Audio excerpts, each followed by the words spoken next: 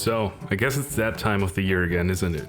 Tennocon 2022 just happened and there is quite a lot to talk about. Now first off, a little disclaimer, this isn't going to be an old grumpy Warframe lever is going off at every minute detail that doesn't suit him personally video, and this also isn't going to be a I'm going to praise DE for everything they do or don't do kind of video. This is a I haven't played Warframe in 8 months, let's see what's new and have an honest conversation about it. So let's jump straight in.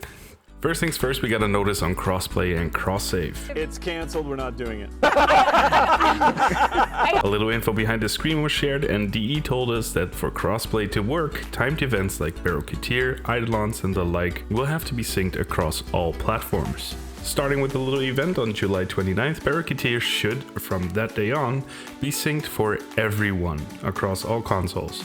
This means no more 2 weeks of waiting for console Tenno, which is quite a nice change. Crossplay itself is still in development, but we got some insight into the timeline Digital Extremes wants to use to release it. So crossplay will, after all the database timers have been reset and synced, have a community stress test. Once the stress test is successful and the kinks have been ironed out, crossplay will be released for all Tenno. After which, cross-save will undergo its development. Testing for mobile is already live for friends and family of DE employees. So with that, we get to expect to be able to play with our console homies fairly soon. TM. It's gonna be happening soon. TM, soon TM. Soon TM. With that out of the way, heading right over to new Warframes and of course Korra Prime. Yes, we got another Prime trailer, this time featuring Korra Prime. If you played Warframe for let's say at least a month, you know Korra is a massively popular frame and to finally get her in her Prime attire will be the wet dream of a lot of Tenno. Personally, I had hoped for a little more in terms of design, because she kind of looks like an amalgamation of Equinox Prime, Nova Prime, and more, kinda. Just a lot of gold added. But that's the opinion of a fashion heretic, so don't mind me. Alongside Korra Prime, 2 new Warframe concepts were featured as well, one of which I think a lot of people have seen in some way, shape or form, which is the wolf or werewolf frame. Said to be a female frame, so we can expect it to be massively overpowered. The other frame is a Spartan-esque type frame called Styanax, who seems to feature an exalted spear and also a shield. Styanax will be the 50th, yes, the 50th Warframe to be added to the roster. You're a bunch of pathetic cunts. Frame was featured with a little anime short that is said to be a around 5-minute animated video coming out sometime soon. On to more exciting news, Digital Extremes is partnering up with Airship Syndicate and are currently developing a new action game, which remains to be unnamed but will most likely be revealed at the Game Awards. If the game is what is running in the background, it'll be an entirely new kind of game that doesn't look to be connected to the Warframe universe at all, which is always exciting. According to Airship Syndicate, the game will be multiplayer and you can come back to it hopefully every day for years to come. So it's kind of expected to be quite a big thing.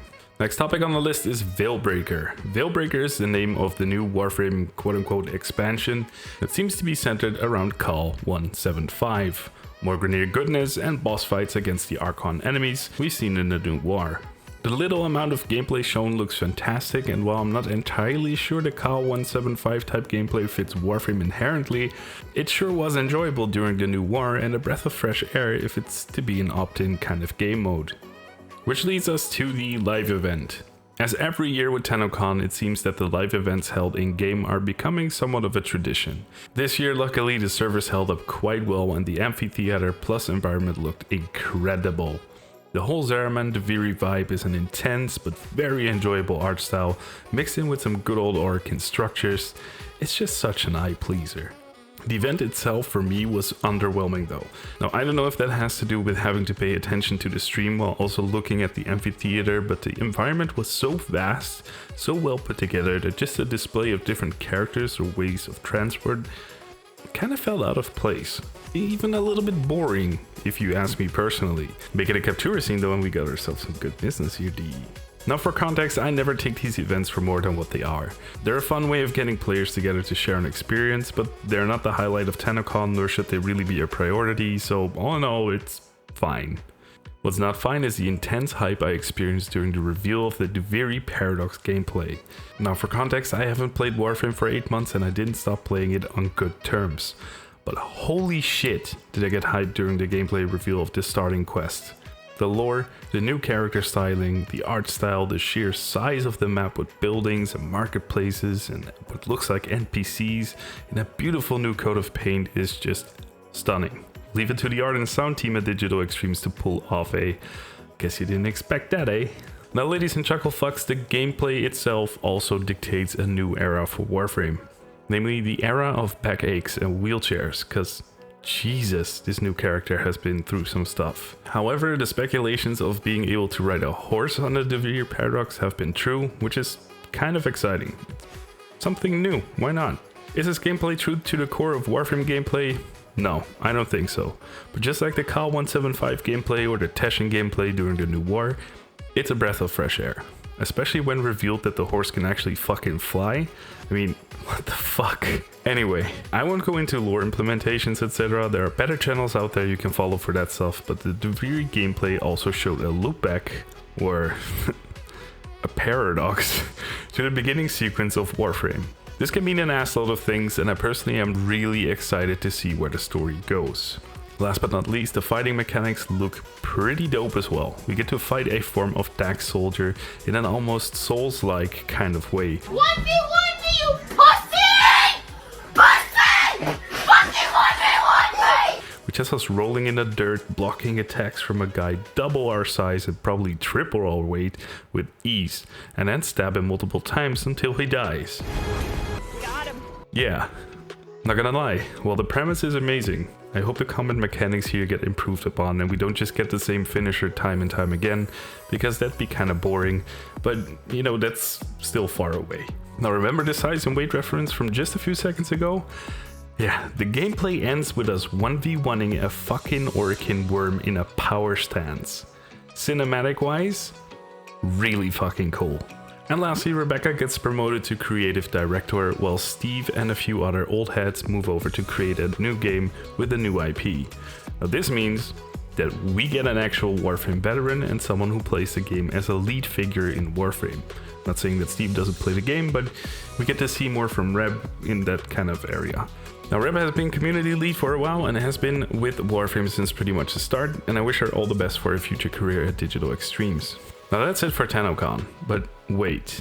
Fasten your goddamn seatbelts and sit back down, ladies and chucklefucks, because Digital Extremes had a trick up their ass this whole time. Soulframe. Soulframe is a new fantasy game in early development. And we got a sneak peek of it in the form of a trailer. Now first, Soulframe, like the name says, was speculated to be a Souls-like fantasy game, but Steve confirmed on Twitter yesterday that it is indeed not a Souls game, even though they have love for the genre. From the looks of it, nature magic plays a very big role, and there's a rope pulling between good and evil in Soulframe.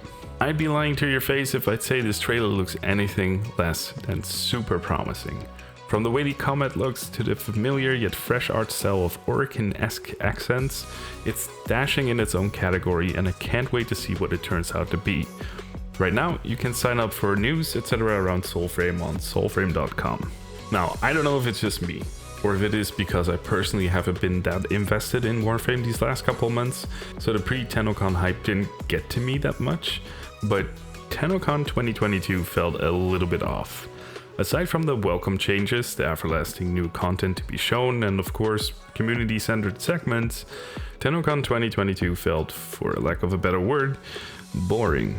Or not as exciting as 2019 or 2021. Now, I'm sure that an absence from being invested in the game and its community plays a part in it, and I'm in no way trying to diss Digital Extremes here, who still have to put up with doing Tennocon Digital for another year. But, to me personally, it felt less exciting in general. I've been around actively since Tennocon 2018, so this was my 4th Tennocon I've watched, and for some reason I had to just do other stuff while listening or switch off, take a break and then tune back in. The excitement for Tennocon was there, but while watching it, it just didn't feel as exciting anymore. Some panels felt like they were drawn out, while others lacked the quote-unquote vibe that Tennocon 2021 had. Obviously, this is a personal experience, even though I try to stay objective, but I'm interested to hear how you experienced Tennocon 2022. Let me know in the comments. Thank you very much for watching. Don't forget to subscribe. See you around later.